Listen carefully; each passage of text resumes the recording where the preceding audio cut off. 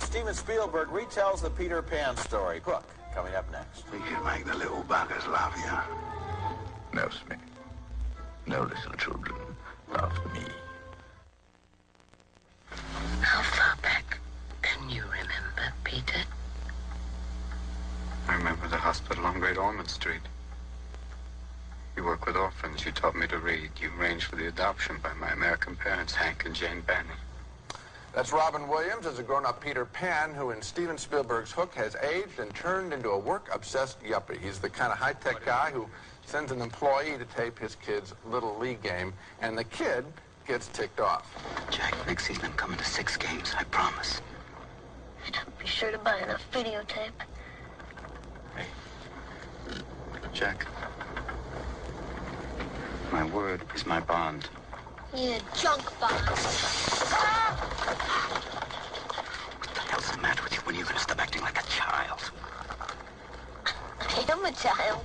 That's a very cute setup to the picture, but the film starts to fall apart as Peter is about to go off to Never Never Land to recapture his youth and recapture his children taken by Captain Hook. Before he goes off, Tinkerbell, Julia Roberts, pays him a visit and notices the aging process. She doesn't have any good scenes in this picture. She's too small to be appreciated most of the time. Oh, it is you. It is. A big you.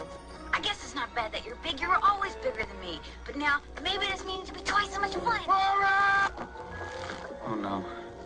It's finally happened.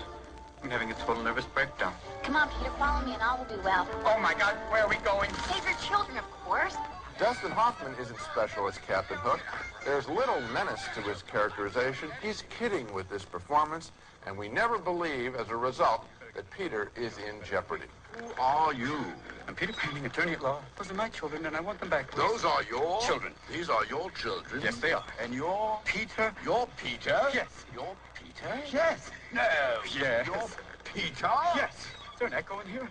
Yes. The Never Never Land scenes include long passages with Peter and a group of little lost boys who are a disappointment. They're as boring as a Saturday morning TV cartoon lineup. That ain't Peter Pan. He's old. He's fat.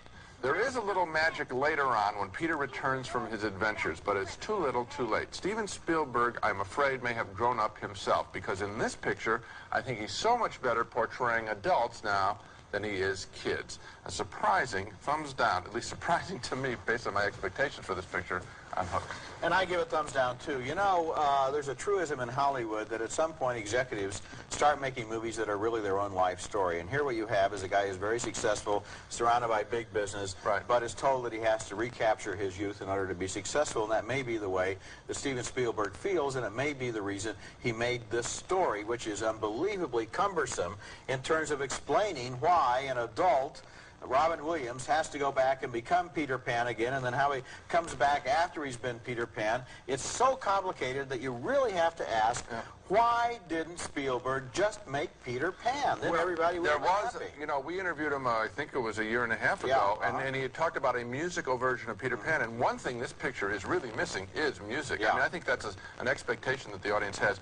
Let me clarify what you're saying. You're saying that he needs a hit because his last couple pictures weren't big breakthroughs, and therefore, to be successful in some way, he has to go back and get that youthful quality that created E.T. and all those things. In a sense, and you know, another thing that I really felt was disappointing here was Neverland itself. That's the worst. It looks like a really crummy movie set, and the colors are even wrong. It's all red and brown. It ought to be green. It's green and blue and magical and sparkling from the air, and you get there and it looks like they're in the middle of a drought, and it's all crowded with extras, and too many props and too much money, and it doesn't look good. To those people who have said, but those pictures have been made, the cartoon series and Mary Martin and all that kind of stuff, I would say they could have made a modern Peter Pan.